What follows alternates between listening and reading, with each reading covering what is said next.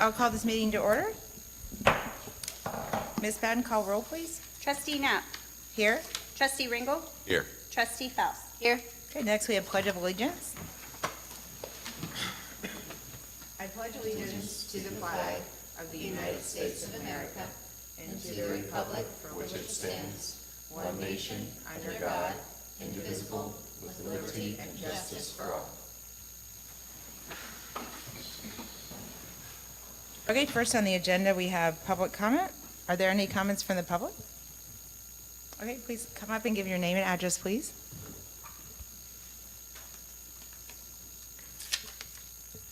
Afternoon. Chris Beck, 6249 Westwick Place, here in Lewis Center. Wanted to say a few words today about traffic safety, if I may. First, definitely want to thank all of you for everything you do for our community to help it grow and stay safe. And really, it's about safety I want to speak today.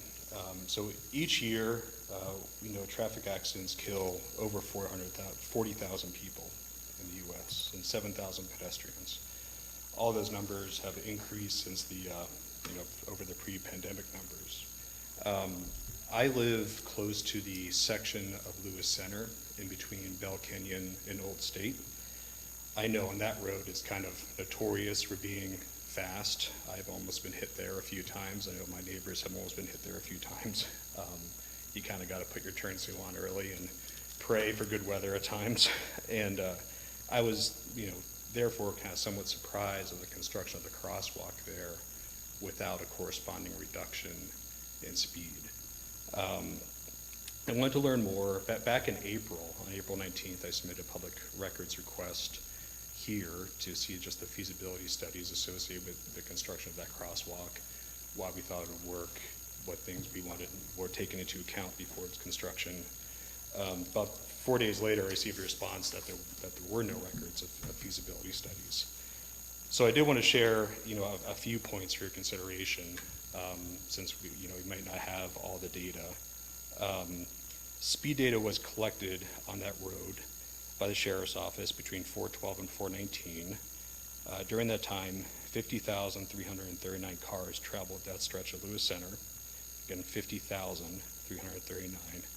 12,840 over 1 at 4 were speeding over the 55 mile per hour speed limit, including 100 cars, again 100 cars, that exceeded 75 miles per hour through that area where the crosswalk is today. This traffic also includes loaded tractor trailers and Mack trucks that are, driving to supply the construction that's going on, both east of there and up around Evans Farm. A fully loaded tractor trailer can ideally stop at 60 miles an hour within 250 or 310 feet, depending on its load and model. The stoplight, that crosswalk, coming up from Bell Canyon isn't available until about 500 feet before. So a good driver in perfect weather with brand new brakes and just assuming 0 grade will have less than 3 seconds at that speed to see stop traffic, stop pedestrians, and apply the brakes. Heavier Mack trucks, which can legally be heavier, do not perform as well. 30% of the new cars in the United States last year were 5,000 pounds or over. Cars are getting bigger and they do not perform much better. They stop within about 210 feet at 60 miles an hour, so they would have just over 3 seconds. If there is weather, excessive speed, again, based on that speed study, over 550 cars a week on that road exceed 65 miles per hour, or God forbid a line of cars already stopped at that crosswalk at Waukegan, all bets are off. So in short, we've gotten extremely lucky to date that there have not been an accident or fatalities. ODOT, as you probably are aware, has the multimodal design guide, and based on my exchange with the roadway section head and the ODOT Office of Engineering, they strongly recommend that the location for any crosswalk be examined for conflicting vehicle traffic, number of lanes to cross, vehicle speeds, etc. If you read the multimodal guidance, their ceiling for speed for this type of crosswalk is actually 40 miles an hour. They actually have no guidance for traffic, exceeding 50 miles an hour, probably because they assume no pedestrians are being asked to cross a 55 mile an hour zone. Regardless, let's assume that the speed on Lewis Center Road was 40 miles an hour in that section. With two lanes at that speed, the design guidelines from ODOT call for a high visibility crosswalk markings, a crosswalk approach, nighttime lighting, crosswalk warning signs, an optional raised crosswalk, an in-street pedestrian crossing sign, curb extensions, a pedestrian refuge island in between the two lanes, and a rectangular rapid flashing beacon, and a pedestrian hybrid beacon. So that's at 40 miles an hour. So even if we were to lower that speed limit on the road today, which I know is up to the county, we would still have a lot of work to do on that crosswalk to adhere to the bare minimum Ohio safety guidelines. So I'd like to think, one of the first things we can look at is what we can do to get it up to the standards. I mean, ideally, we're kind of operating above the standards for what the state asks us to do here in Orange Township. I don't think that, having a stretch of road that is less than 3 miles from 4 schools is really fair to our kids, considering the amount of both family traffic and pedestrian traffic that hits that path, and again, that could hit that crosswalk. I grew up in Western Pennsylvania, with a very similar neighborhood to this one. I had a friend named Dave growing up, for instance, preschool. We grew up together, did many things, went to school, all the same dance groups. He was brilliant in school. He was going to enroll in the College of Worcester, Ohio, about 80 miles north of here. A few weeks before he was going to start school, in July of 2001, he was killed on a road very much like Lewis Center in a traffic accident. It's difficult to understate. With 7,000 deaths a year, it becomes a stat, but I think it's important to bring this close to home and realize the impact that these things can have on families. It's been decades now. The reputation of the road has probably been repaired as kind of reputation of the people that build it. I bring up that story because I have an 8-year-old son. I know we all have kids and families here too, and I see the same promise and kind of energy in that group as we had growing up. And I'm constantly reminded that, with that seeming immortality of youth, that life is also fragile and we have to do everything we can to protect it. So we eagerly wait, my neighbors and I, kind of a discussion here with you all about what we can do to make this section of road safer and that crosswalk kind of more inviting to families, and that section of road just another piece of a safety plan for this community. Thank you. Michelle, are you familiar with where this is? Mm-hmm. Yeah, no, and Chris, thank you for being here. I appreciate you sharing the data. I think our next steps would be talking to the county to see what type of recommendations or improvements, if any, should be made. But what I would like to do is probably just send this recording to the county and see what our response would be to that. So I just thank you for being here. Okay, thank you. Mm-hmm. Thank you all. Thank you. There's the crosswalk across Bale Canyon. No, it's the crosswalk across the Hawk signal across Lewis Center that goes over to the visitor center. Yeah, Okay, that one. at Allen Creek. Okay. So that's a county road, however, we have jurisdiction for the path and the crosswalk. Not the crosswalk. Not the crosswalk, We just put the it path. in, but the county. The county maintains it, gotcha. So just the path. Okay, so- Thank you, Chris. And we have your contact information. Did you sign in? Fantastic. Can you sign, Thank put you. your phone number also, please, and email? Okay, and Michelle will get back with you. Okay, thank you for coming in. And any more public comment? Okay, next on the agenda, we have the firefighter swearing in. Chief? Good evening, trustees. I appreciate the board allowing us the opportunity to swear in 3 of our newest firefighters that actually started this morning. So today was their first day of orientation, and they'll be here for the next 2 weeks doing orientation before they go to their units. So I'd like to introduce the firefighters real quick. So first of all, firefighter Timothy Rushley. Firefighter Rushley is originally from Columbus, Ohio. Currently he lives in Delaware, Ohio with his wife Katie and children Liam and Tucker. He's been in the fire service for 9 years and is coming from Jefferson Township Fire Department, so right around the corner. And next is firefighter Brandon Hewitt. Firefighter Hewitt is originally from a small town, Mount Eden, Ohio. Currently he lives in Worcester, Ohio with his wife Tricia and children Brianna and Braxton. He's been in the fire service for 22 years and is coming from Minerva Fire Department in Minerva, Ohio. We also have with us firefighter Hunter Terry. Firefighter Terry is originally from Gallipolis, Galapagos, whatever. He's from Ohio. And he currently lives in Albany, that one's easy, Ohio, with his wife Sydney and son Oakley. And he's been in the fire service for 5 years and is coming from Pleasant Township Fire Department in Lancaster, Ohio. So before we get started, I just wanted to put out a quote that I like to, when we swear in new firefighters, and even if they've been doing this for a while, and it comes from retired FDNY Fire Chief Crocker, who said, when a person becomes a firefighter, their greatest act of bravery has been accomplished. What they do after that is all in the line of work. So we'll go ahead and turn it over to whoever's going to administer. And Okay, great. Oh, if you guys all welcome. please go over there and Yeah. do it all Sir, over. is it just me? Okay. Michelle, would you mind taking pictures then too, even though? Pictures? Yeah. And then is it, all right, so just me and then the other trustees are. I'll take pictures of you swearing in, and then I'll have a group photo.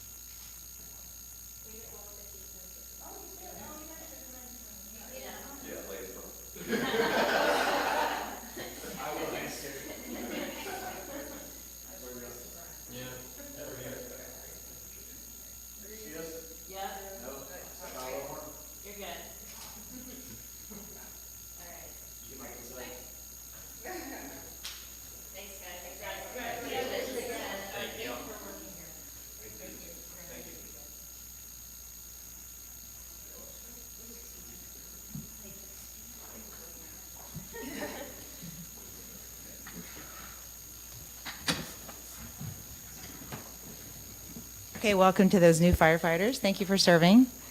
And next we have general announcements. Are there any general announcements? I have like 4. Hold on, sorry. Wrong phone. Founders Festival was a Yes. success. It was fantastic. The weather's great. The staff that was able to help was fantastic. We had tons of residents there. Vendors were fantastic. Food was good. Bounce houses were fun. Music was good. It was a success all around. Yes, yeah. I think it was a warmer day, but There was a breeze. yes. It's okay if you were in the shade. We did want to announce, so we had a scavenger hunt at the Founders Festival with directing guests to certain booths that were more like government-related, government agencies, that kind of stuff. So we had a winner from that, who is Michelle Zimmerman. It's just a random drawing for everybody that completed the scavenger hunt, and so she will be awarded 4-day passes to the pool for next summer. So that's pretty exciting. So I think Sydney will probably get in touch with her. Yes. Also, Sydney asked me to announce, hold on, lost it, the Yes? Well, and so I had a quick shout out to BJ's Wholesale for Oh, yeah. providing the staff and volunteers water. That was very generous and needed that Super day, helpful. so. Yes, thank you. Also, we are having a Fright Fight this year, which is like a Halloween decorating contest within the community. So signups are live right now. They go until October 10th. There are a number of categories. One is the scariest, the best autumn ambiance, a trustee's choice, and most creative. So there's a total of 4 different categories this year. And then, so like I said, signups go through October 10th. Voting is October 15th to the 31st, and the winners will be announced the first meeting in November. And also, the prizes for that, for each category, are again 4 daily passes to the pool. We already have 8 houses signed up, so that would be great to have some more. This is our first year doing this particular decoration contest, so we are excited about that. Hold on, there was one more. Oh, just a reminder, trick or treat is Thursday, October 31st, 6 to 8. That's all I got. And I have a thank you. So last Thursday, the Delaware County Township Association was hosted by the Island Creek Sailing Association at their beautiful venue. So thank you to the Sailing Association for not only hosting the County Township Association, but for our continued partnership for docking our fire and EMS boat there. Yeah, it was a beautiful night too, and it was nice to see the boat out there. One more thing. So we had the Vietnam Veterans Memorial that was in town through the Delaware County Veterans Services last week, and our roads and parks guys were able to volunteer to help set up with that, so they were a huge help. So thank you to those gentlemen for helping set up. Trustee Donaldson, in particular, expressed a lot of thanks for all the work that you did, so thank you. Yep. Anything else, Michelle? No? Okay, are there any changes to the agenda? I do have a handful, as you will see on the front page of the template in front of you. Under the consent agenda, I do have 3 additional items for operations. Dunrobin, right-of-way acquisition for Bell Canyon, administration to increase the blanket for contracted services, events, and for fire, we did have a purchase order for our engine 362 repair. 362, okay. Nothing else? I'm sorry, I do have 2 other things. Under fire report, we have a second donation, so there'll be 2 resolutions in front of you for donations. Under fiscal report, we did receive a liquor license. I think it's for a nail studio. Yeah. Okay. And then under administration report, I do want to discuss with the board the Route 23 Connect letter of interest. Great. Okay, next we have the consent agenda approval. Are there any questions? I had I guess that's the consent agenda, but about the blanket purchase orders with respect to the operating supplies for roads and the contracted services for admin. Is that just due to year-end needing to expand what's been appropriated? Do you want me to? Yeah. Okay, yes, so, yes, that is the short answer of that. So that obviously our appropriations that the board approved last November, given that it's close to the 4th quarter of the year, we wanted to increase those blankets as there were unexpected and additional purchases that we didn't have. And it's not increasing the overall appropriations, it's just moving money from a different bucket, I guess, in that term. Thank you. Mm-hmm. Anything else? I didn't have any questions.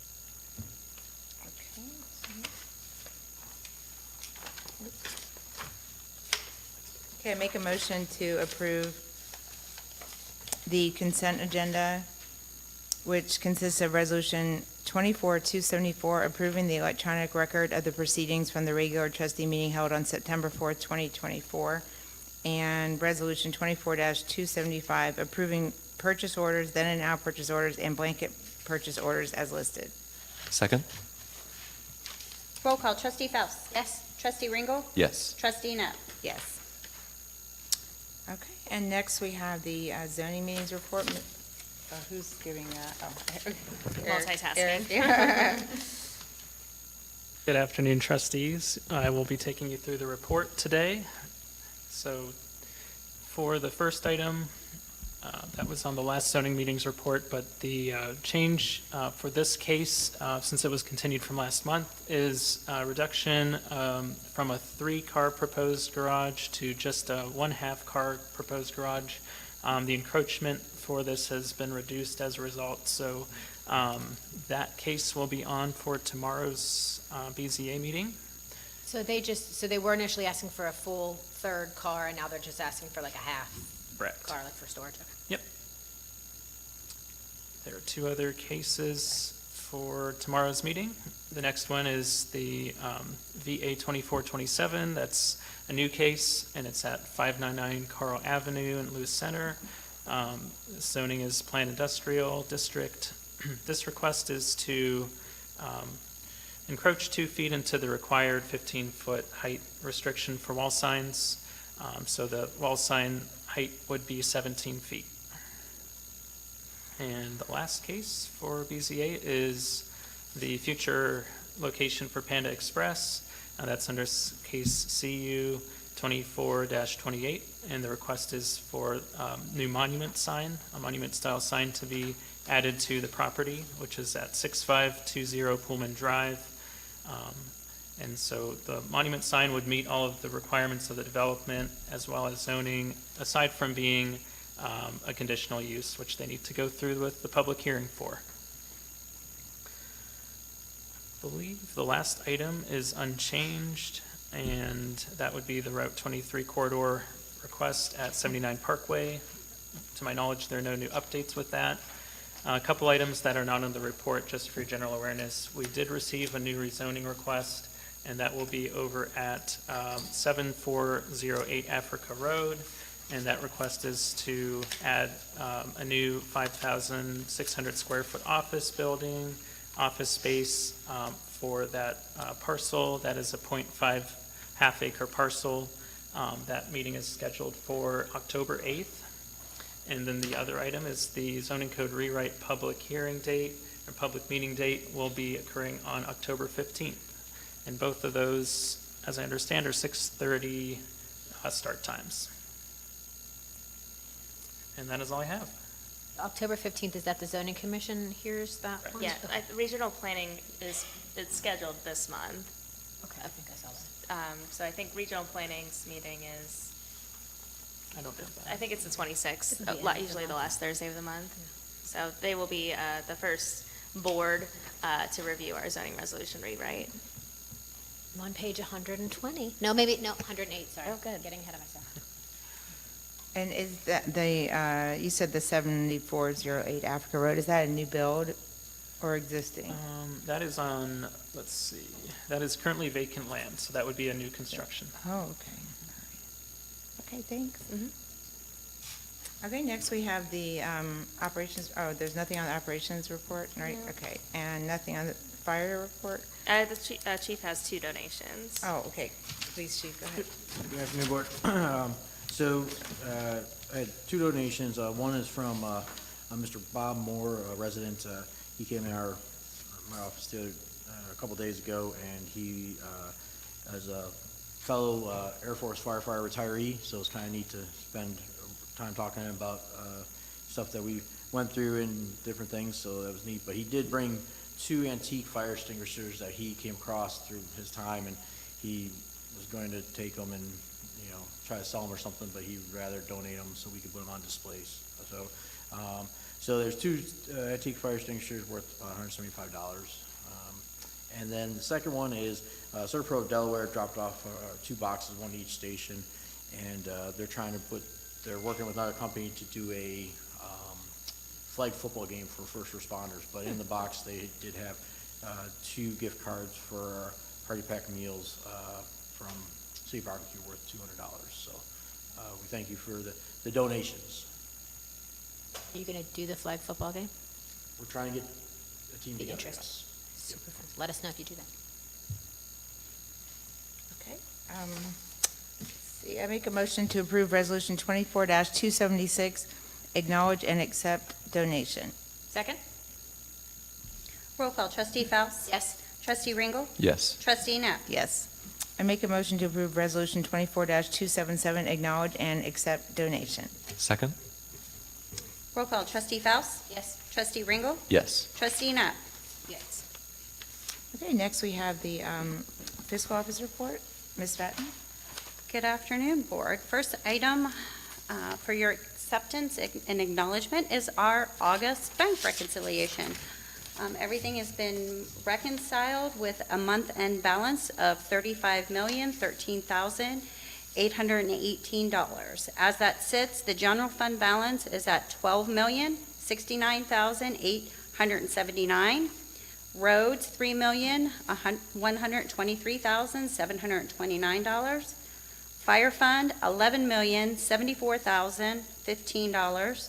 Parks fund, $5,092,552, and other funds totaling $3,653,625. With that, our investments with Fifth Third closed at $11,554,050.52, and Star Ohio investment at $13,328,042.81. We did receive our second half disbursements from the county, and that money has been moved over and invested so that we can continue to earn a higher income. So, do you guys have any questions with regards to August? Okay. The second item would be our nuisance report. At, I believe it was the second meeting in August, you declared a nuisance on property at 28 Meadowview Court in Powell, Ohio. Fiscal office has received and paid an invoice and is ready to report to the county auditor. The total cleanup cost the township $6,525. The third and final item, oh, I'm sorry. Is it in there? Is it in the backup? Exhibit A to Did I the mix resolution. it, miss it? Oh, it's on the agenda. Oh, there it is. Okay, thanks. Keep going. You got it? Yeah, I got Okay. Excuse me, do you have any questions with regards to the nuisance report? So that will be back billed through the auditor's website to the property owner. That is correct. Thank you. And our third and final agenda item was an addition we got last minute with regards to a liquor license request for, let me get the correct name. It is for Avita Nail Spa and Lounge, DBA Nail Salon.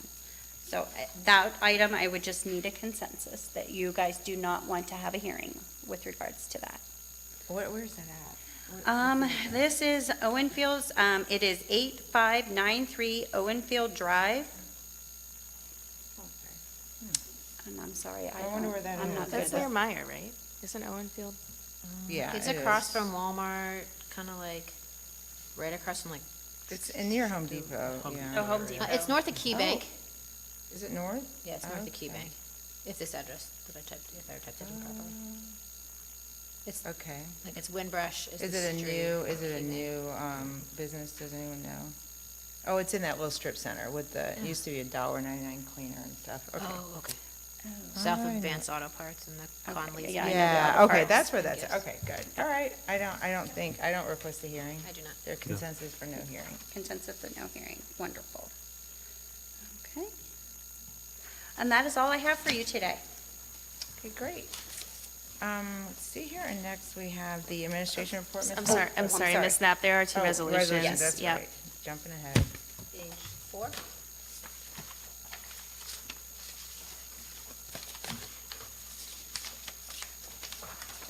Okay, make a motion to approve Resolution 24-278, review of the August bank reconciliation and financial reports.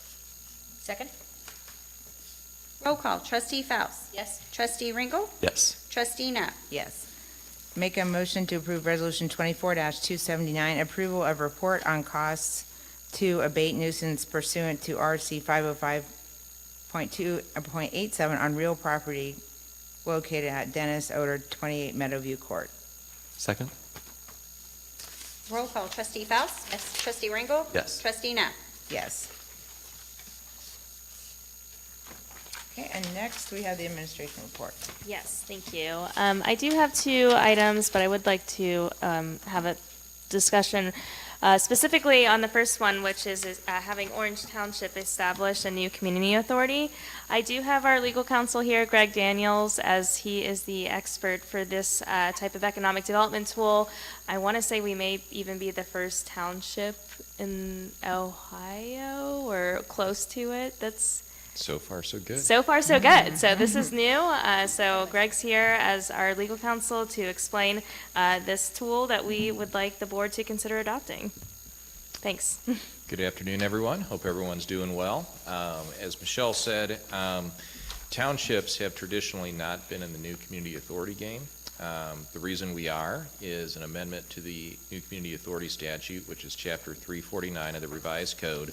That happened about a year or two ago now, that permits certain townships, not very many of them, but including Orange Township, to form an NCA. Notwithstanding the fact that townships haven't been in the NCA game, NCAs have been around for a while. There's at least 10 NCAs in the county that I can think of off the top of my head, so they're pretty frequently used in Delaware County. In Franklin County, there's probably at least 2 or 3 times that number. So they've been around for a while. They are, one of the reasons why they're very active in central Ohio is our growth. So NCAs have traditionally been used as a tool to help pay for and manage growth. Among their various powers, they can hold property.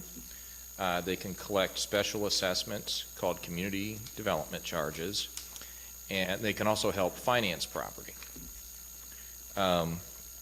The community authorities are actually separate subdivisions, so the role of the township and the board of trustees would be to form a community authority. You don't actually run the authority, but you do appoint the board of trustees for the authority. So that's how the township board would exercise oversight. As Michelle mentioned, due to the fact that we had the amendment to the state statute, the township administration and others in the township have been talking about, hey, since we now have this power, it would be appropriate to develop a policy on how the township might use it. So that's the resolution and the policy before you today. With that quick background, I thought I'd just hit some highlights of the policy. I'm not going to read it word for word. But one of the very first things that we have to decide as a policy matter is what property do we want in the authority. Authorities can include residential property, they can include commercial property, it can include a combination of the two.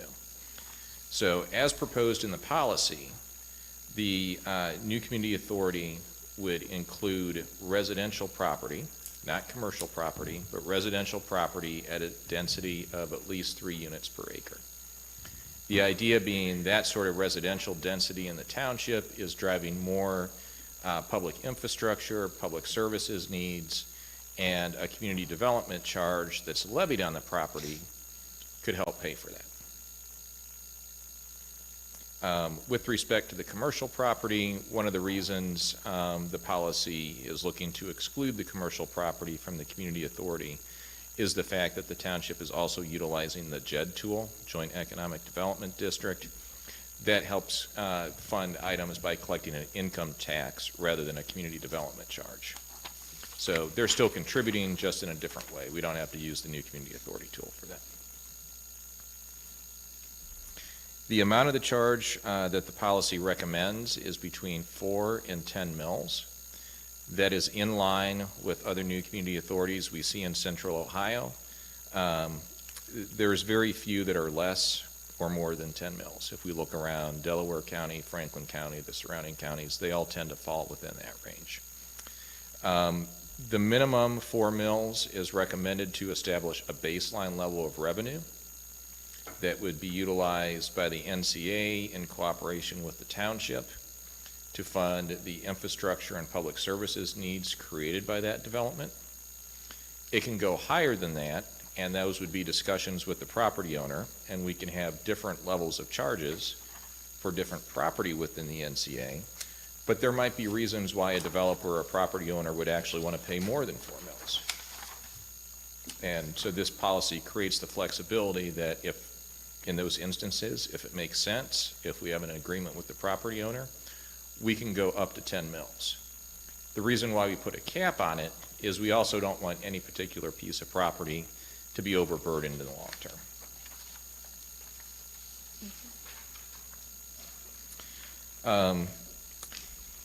A couple notes, so the community authority would collect a charge. In terms of charge use, the focus is on public infrastructure, public safety services, park and trail projects. That includes maintenance. And this is something that more and more community authorities and communities have been doing, is paying for maintenance out of the community development charge. I would say up until 10 or 15 years ago, most of the community development charges that were collected and most of what community authorities did was just pay the upfront cost of the infrastructure. About a dozen years ago, more and more communities started to realize, oh, we have all this nice infrastructure built, but we need a way to maintain and pay for the maintenance of the enhanced infrastructure. So, for example, if you look at one of our neighbors, the city of Delaware, their earlier NCAs were just to pay for the upfront infrastructure.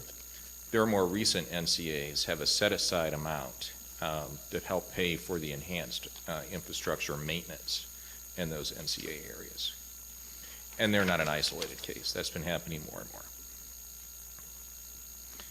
more. In terms of things that the policy sets out that we don't want to pay for, we don't want the community development charge to be used for recapture of costs of existing infrastructure.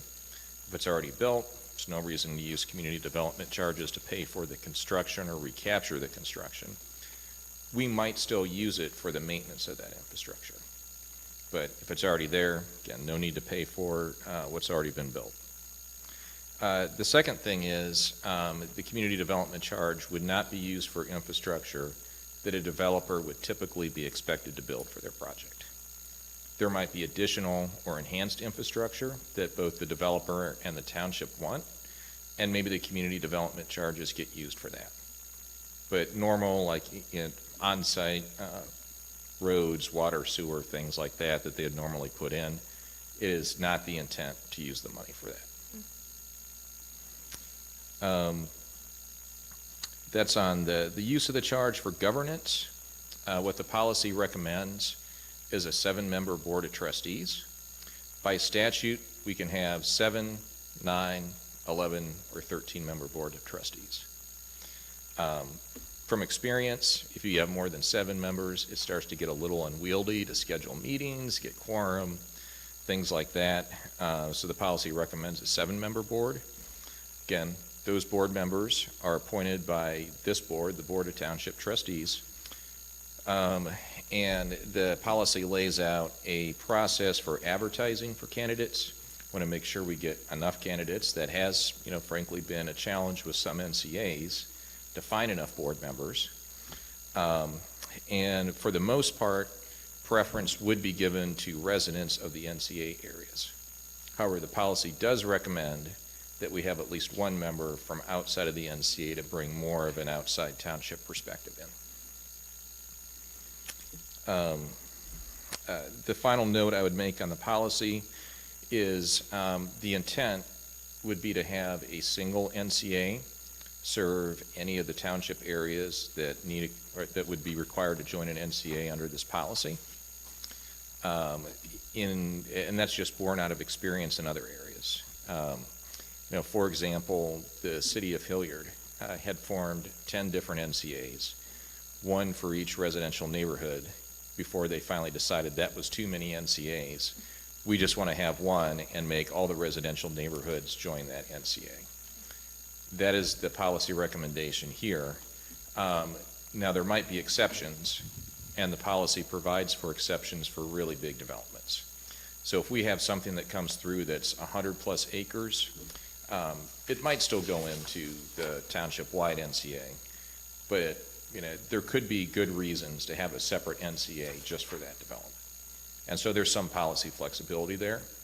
If we do have that separate NCA, it would still contribute at least the 4 mills that the township-wide NCA contributes to the maintenance, the other infrastructure that's more general township in nature. But it would probably be doing some other things to help that particular development with that size and scope. So that is an overview of the policy recommendations. Happy to answer any questions that the board has. So this is kind of like an impact fee, basically, for new developments. It helps. It can Which be we aren't viewed as allowed that. to- It's not, legally, it's not an impact fee. And, impact fees tend to be one time up front. This would be an ongoing charge. I think that is a fairly significant distinction between impact fees. Impact fees are generally paid by the developers up front, whereas this would be paid over time by the residents. That's for 30 years, is that right? Yeah. Okay. That's the recommendation. And can we force these new developers into, or they have to agree? They have to agree, but as part of the separate zoning policy actions the board's considering, it would be part of the zoning that with certain zoning changes, in order to qualify for those, they would have to agree to join the NCA. And that gets into some of these size considerations too, the 3+ acres. That would require some changes in zoning. That would provide an opportunity for the township to require them to join the NCA. And so it's multifamily or single family, right? It doesn't matter? We have the distinction between anything greater than 3 units an Anything acre. greater. Yeah. And speaking of zoning, so the board hasn't seen how this is in the zoning. Well, you may have seen it briefly in the zoning resolution rewrite version that's in the process with Regional Planning and Zoning Commission. But this policy is referred to that, assuming the board adopts this policy. So will this be within the new, this will be like an article within the new? Well, I think how it's written, we would refer to this policy, Oh, so and then it's we separate would document. highlight the criteria that would require you to join the NCA. That's the crossover. One of the reasons it's not fully within that zoning resolution is just the process for the zoning resolution. Our expectation is, there might be reasons to adjust this policy over time.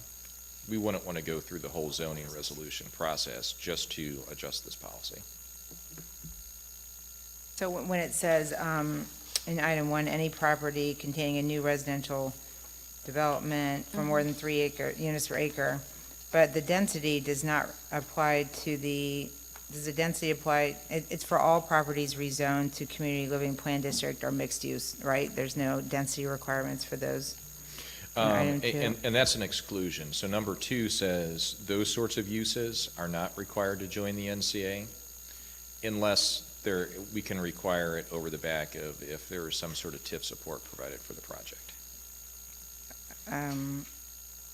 But those sorts of uses are the types of uses that are contemplated to go into the JED and contribute JED income tax.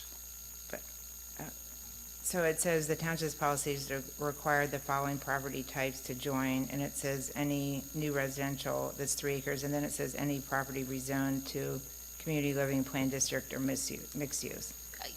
That sense, I think I understand the question. So those districts, how the zoning resolution rewrite is outlined, is if there was a development that chose a rezone for a product that's more than 3 units an acre, those are the districts that would potentially fall into that category. The NCA, Yeah. The community living plan district or mixed use? Yes, yeah. which are basically multifamily. Yeah, Right, yeah. Which could include Those would hit the commercial 3+. uses. correct, But yeah. we would, with the kind of exclusionary sub-paragraph there, try and target those for inclusion in the JED. Yes. So I've got a couple questions. Lisa, do you have more? That is a little bit unclear. Is that unclear only to me? Is it just me? It says any property, so yes, plan district, mixed use, or community living. What is community living? That's our new multifamily district name. Oh, okay. Mhm. So those 3 are in there, except for, Maybe then, rather than having the sentence starting with however, in the second bullet point, we could break that out into a separate paragraph. yeah. Or add some excludes- spaces. Yeah. Yeah, I think that's just how the formatting looks on the page as it's printed up here. So as Michelle pointed out, the community living, the planned district, the mixed-use district, those would all have the 3+ units per acre density. we're calling out the specific to-be-proposed zoning categories for the new zoning resolution, just to try to keep the terminology consistent. But those have the residential density within those areas. Yeah, maybe I like the idea, make it a third bullet point, like more of an exclusion. I can It's- separate It's it. Yeah, almost like a we can- separate, Yeah. Yeah, it it's is related, separate. but a separate thought Yeah. almost. Like the Yeah. following shall be excluded, they're not required to engage unless, yeah, so maybe have 3 bullet points. Are we approving this today? There's a resolution in Right, front of you, okay. if you are, I mean, if that's the only, well, I guess Well, I depending don't on know. the Okay, discussion. So the NCA Board of Trustees would determine the millage, or does the township? It's both, really. So there's be a petition for the creation of the authority. In that, it would set forth the millage plan. Minimum of 4, maximum of 10. Within that range, it's more of a negotiation between the property owner, the NCA, and then the township. So, and then the Board of Trustees is ultimately, the Board of Trustees of the NCA is ultimately responsible for administering that. So there'll be some actions they need to take to actually collect the charge. So what action is necessary when you're talking the 4 through 10, who actually makes ultimately that final Who decision? says it's 6 instead of 5? Yeah. Yeah, so that would Because who be- would want 10? If you have the Yeah, developer, the developer might say, You oh, have to I'm get not agreement of the interested. property owner. So it'd be the property owner that says, hey, I think in this case, an extra 2 mills makes sense. And I'd like to use the extra 2 mills to pay for XYZ improvements. Can you give us some examples of what XYZ would be? So, what you've seen in the past. we've seen in developments for a road extension that in order for them to complete their development, they need one of our roads access or something, so that those infrastructure costs, we could help fund through the NCA, if that is not if that's not part of our plans, or if that's an additional thing that's outside of our, I guess, window of work. But I think we had a development in Shanahan in 23, Right. they needed funding for. So rather than funding out of, last time we funded out of This is a that. different strategy to do that.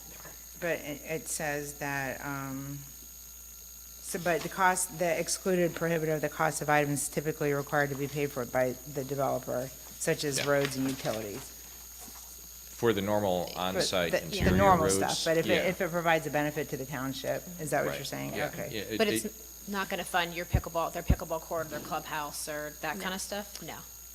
The Not developer's the paying 4 for that. mills, Above, if they the choose to go above above. that's open for discussion. Okay. Oh, okay. Yeah, so if we want a road to extend anyways, and we don't have the funding for it, this is an opportunity that the developer would assumably like, because it gives them access to the property and helps with their needs, and then also helps with our needs as part of our thoroughfare plan. As long as it's not one they were required to build on their own. Right. Right, okay. And so it starts out at 4, but it's definitely a minimum of 4, but if that changes, then everyone needs to agree. Is that correct? And the petition process we wouldn't start anything until we had a property. Yeah, so there is no properties in place at this point in time. This really won't even happen in my eyes until the zoning code legislation has been approved, which we're hoping for after the first of the year, but we wanted to get this policy in front of you, so we didn't have to figure this out afterwards, after the zoning code, Yeah. so. So And I would mills, add, mills 1 through 4 would fund the roads and infrastructure, and mills like 5 through 10 could fund things that the development wanted, such as their clubhouse or spreading it across the residents versus the developer paying it up front. But that would be up to the board to That's- decide, yeah, right? That's yeah. up to the NCA board, not. Yes, and us the as a township board. would have input too, and as would the property owner have to agree to it. So that's what I'm referring to. Between 4 and 10, that's more of a collaborative agreement process to figure out exactly how that would be used. And is what that for. prior to the creation of the NCA Board of Trustees? No, that's for each development. So, Okay. yeah, you can Because we have, create one that blankets over the whole township, right, and so each developer would basically come to us and say, this is the, okay. yeah. We so want to use you- your tool. We want to Right. have a slightly different look of the tool, but Right. all being controlled by the township. But Right. then to increase that, there would be a vote by the Board of Trustees, the NCA Board of Trustees, and the developer, yeah, but the developer has to Everyone would agree. need to agree. And is that just for that one particular community? So say you've got community A here and community B here, is community B gonna have to pay for community A's fancy stuff? No. Just A is paying for No, A's? you can have different charges for different development areas within an So NCA. same board of trustees, same economic development tool, but different fees? Correct. Yep. By the company? Same administrators. Thank you. Same Yeah, it's kinda like- administrators, yeah. yeah. There's administrative efficiencies by pooling it all together. Okay. But the idea is, yeah, each development area would have, if they want more, and who knows if they do, but if they want more, that would be customized for that area. It would not affect any of the other areas. Okay, cool. All right, and the funds are collected via their property taxes, the individual owners' property taxes? Yep. Okay. And if they refuse to join, then we can deny, is that an appropriate method to deny as a rezoning request, if they refuse to join That's included illegally? in the zoning ordinance as a criteria. Yeah. But I really like how this is laid out. It's really very easy to understand. One of the best I've ever seen, actually. It's nice. Yeah, I think we're a little, I mean, obviously NCAs are new for townships, but at least Orange is a little familiar with how something like this, as far as a separate political subdivision works, because we do have two JEDs, they have its own board members. There's funds that go into the JED, so that the JED board has to determine such funds, or such use of those funds. So similar-ish, so it's just not totally unfamiliar for us, but obviously when it comes to this property, the millage and the agreements with the developers, we'll really need to lean on our legal counsel for that. Oh, and I believe there's a new community authority over Evans Farm. Yes. Which, there are residents currently there that are paying those special assessments, and they understand when they purchase their homes, and they're made aware of those charges, that it's baked in almost to the cost of what they're purchasing. And obviously, if there were a multifamily development that came in, it would be the property owner as a whole. If it was rentals or, that would, sure, that would be somehow associated in their rental fee, but that's not, they don't see that. And all the millage goes to the township, none to the schools or anywhere else, correct? Goes to the Right. NCA, and then the NCA, the idea there would be agreements with the township on how to spend that money. The NCA board, again, it's a separate political subdivision. They ultimately have oversight. But again, you appoint the board, there'll be agreements in place between the township and the NCA. You're going to have a lot of influence. So if on the, how that yeah, ultimately so if the works. NCA was like, we really would like this trail connection to happen, then they would speak to somebody here at the township, and then we would make an agreement to use those funds accordingly. Oh, that's And so great. just to confirm, this is new development only, or redevelopment should something start over Yep, from scratch? and it's only for rezonings, nothing, if there is Oh, So if development, it's already zoned the way it would need to be to build your multifamily space, this Yes. doesn't, we can't force them Well, into this? we can't use the zoning resolution to force their agreement and participation in for rezoning. But if this board would consider a TIF for the project, we could tie the TIF to joining the NCA. There might be other incentives to Exactly. use. Okay, and so just so the community is clear, so these are new properties, basically the new property owners will pay for the roads that are being built, rather than it being distributed amongst the entire township, paying for the road that is Yeah. being built. To, yeah, it's an. or it- infrastructure. Yeah, I mean, I roads, think right? depending on what type of project it is, if Yeah. it's specific to that area, then most likely yes. But if it's something, I think you can do partial funding for You some. can do partial Yeah. funding, yeah. I would characterize it as they're contributing to the additional infrastructure necessary for the area. Okay. Maybe they pay for it all, maybe they just pay for a portion of it, especially for bigger thoroughfare roads that you have to do anyway. But if they're putting additional load on it, they perhaps chip in a little bit extra for that. Yeah, this is going to be a great tool to help the developments pay their way, basically, that we've never had before. And I can see this spreading to many other townships in Delaware County. But it's unfortunate, we're almost built out, and, I don't know how many new developments we'll have, but we'll have redevelopment. But there's other townships that aren't developed that might want to do something like this. If they can If qualify. they can, there's only so many townships that are. You have to be a certain size, Yeah, how right? big do you have to be? Is it, It to be 5,000. oh, okay, there's, So, not all the townships, but a lot of them. yeah, this is a great tool. And you said it happened 2 years ago, it was added? About 2 years ago. Yeah, that's great. Thank you to the General Assembly for this. And my understanding is Trustee Mike has been the one that encouraged us to do this, so thank you for your Oh, work. yeah, it was to- your original idea. Yeah, Thank you. thank you for that. Excellent idea. Well, thank you to our legal counsel for drafting a cutting-edge policy. Yes, and thank you for letting me understand what this is. We're all learning. Can someone explain to me the financial implications to the township? I guess I'm kind of coming in new on this Will one. the money come to the township then, or will it come Only to by the- agreement. So the funds that get collected are the new community authorities funds. So they have to account for it separately. They're subject to a separate state audit. Gotcha. That's going to be my next question. yeah. Yes. Yep. Okay. So. So there would be an appointed treasurer, and then the NCA board would have to make a bank account somewhere. And then whatever agreement we have, they would essentially write a check from that account and give it to us, depending on what the project needs are. So Gotcha. from the township standpoint, it'd probably get treated as an intergovernmental transfer. Okay. Okay, but the trustees would still have the say-so over the project and approval. It's the NCA board that would Yeah. initiate, or, So in terms of what gets funded, Expending funds, the trustees would still have to approve the So- project. Yeah, so the NCA board would have to approve it, and the way we're envisioning an agreement that would be put together between the township and the NCA board, it would say, hey, there's some amount of money that typically is made available to the NCA board, mostly for administrative purposes, their bank accounts, their audits, their accounting, their legal. And then from there, we shape the use of the money. So with some NCAs, they might turn it over entirely to the township in this case. If you look at examples in the city of Delaware, pretty much all the money those NCAs collect, minus admin costs, are turned over to the city of Delaware. It's an Okay. intergovernmental transfer. Okay. Some NCAs will say, hey, in agreements between the organizational board, in this case the township, and the NCA would say, take care of your admin costs, and, you guys can propose projects, and we can agree to the project under the agreement, and in that case, you keep the money and you do the project.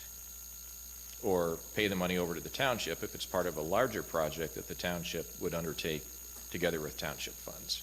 So it's really more of a collaborative process at that point. Thank you. And can the treasurer, would it be a job for the treasurer? It sounds like a lot of work. Would they be paid for their work, or is it all volunteer? 'Cause that seems- You sound like a lot of the treasurers of NCA boards that I work with. Because who wants to do all that work and be liable for, Yeah, that's, unfortunately, generally, no, they're not paid. yeah, they're like volunteer Oh, appointments. I might be the treasurer of one of the JEDs, actually. No, I am the chair of the JED, but, it is a lot of work, and there's a secretary that takes care, we have all minutes, and, somebody is in charge of the auditing, and then we have to get insurance, so there's quite a few steps, but we do have staff here in place that have experience, at least the structure of that, so we can help them along the way.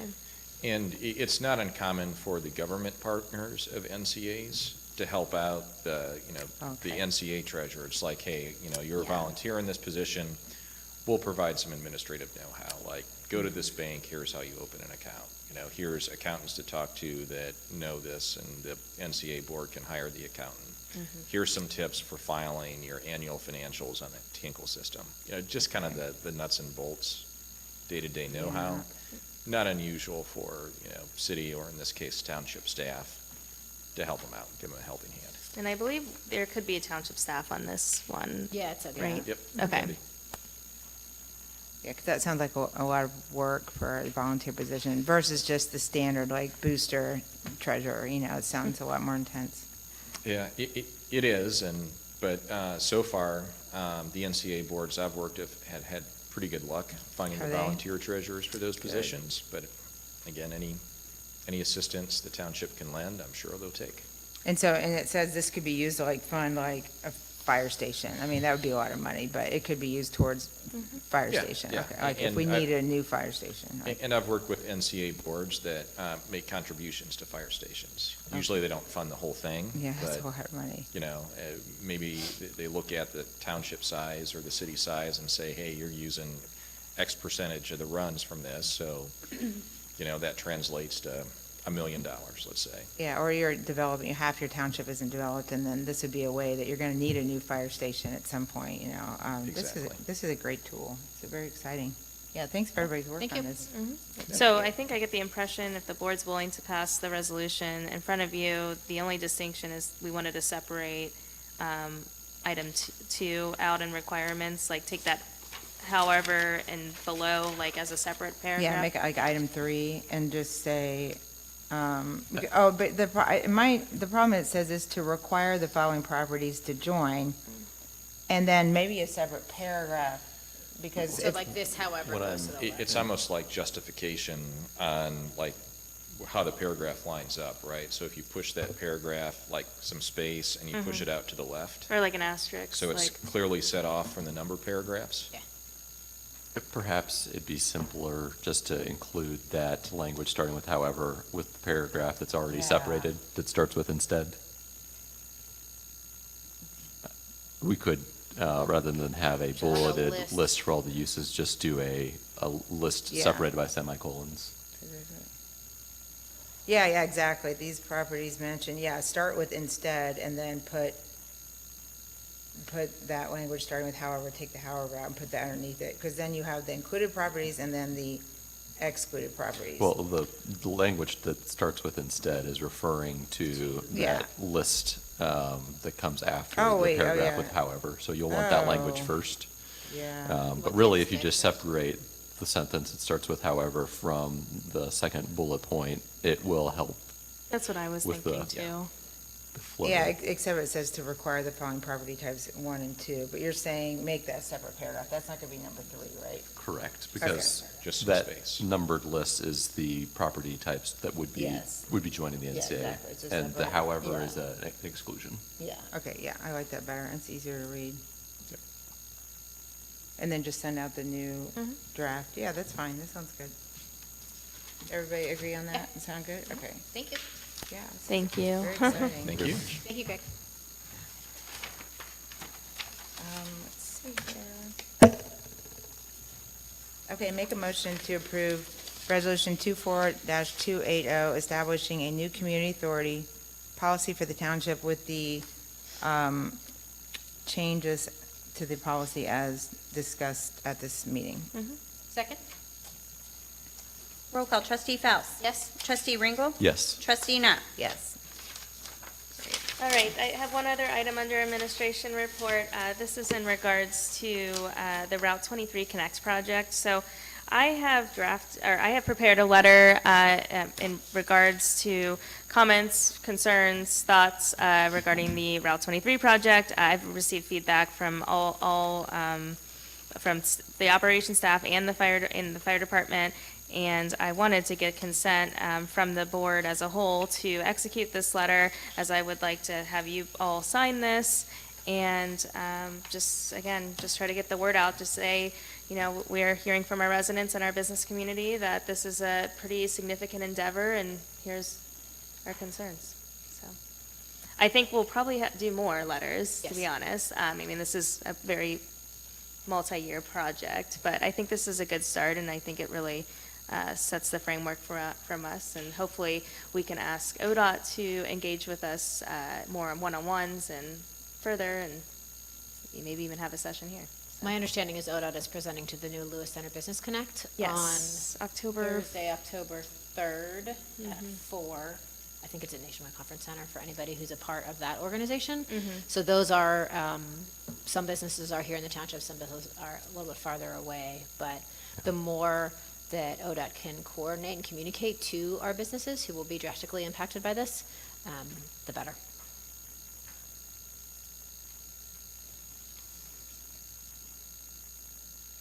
I don't know if the board has any questions, but the way I outlined the letter is I've divided up the comments by the segments that ODOT has provided in their engagement or community partner meetings. And so we specified the intersections, spoke concerns on pedestrian activity or pedestrian access.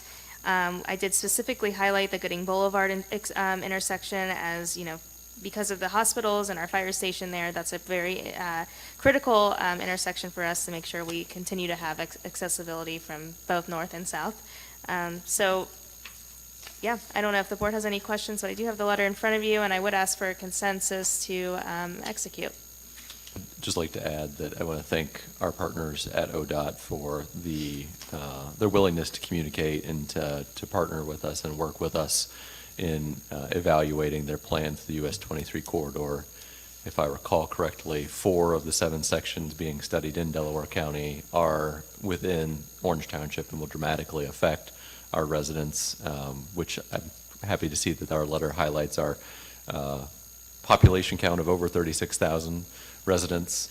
So even though we might not be incorporated and a city that the Ohio Department of Transportation might be used to dealing with, the fact that our population certainly warrants serious consideration of our concerns. Yeah. See, are you guys okay Yes, with thank me you. sending Yeah. this We give letter you to consensus, ODOT? yes, Okay. thank you. Thank you for drafting it and taking our comments and No input and worries. stuff. I appreciate for our the staff for their yes. input as well, departments, I Yes. know they were involved also. No worries. And that's all I have. Great.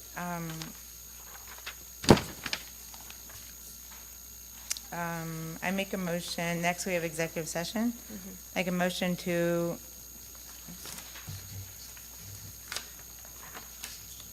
approve resolution 24-281, enter into executive session to pursuant to RC 121.22G4 to review negotiations or bargaining sessions with public employees considering their compensation or other terms and conditions of their employment.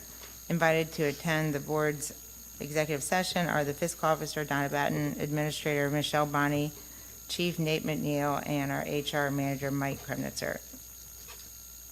Second?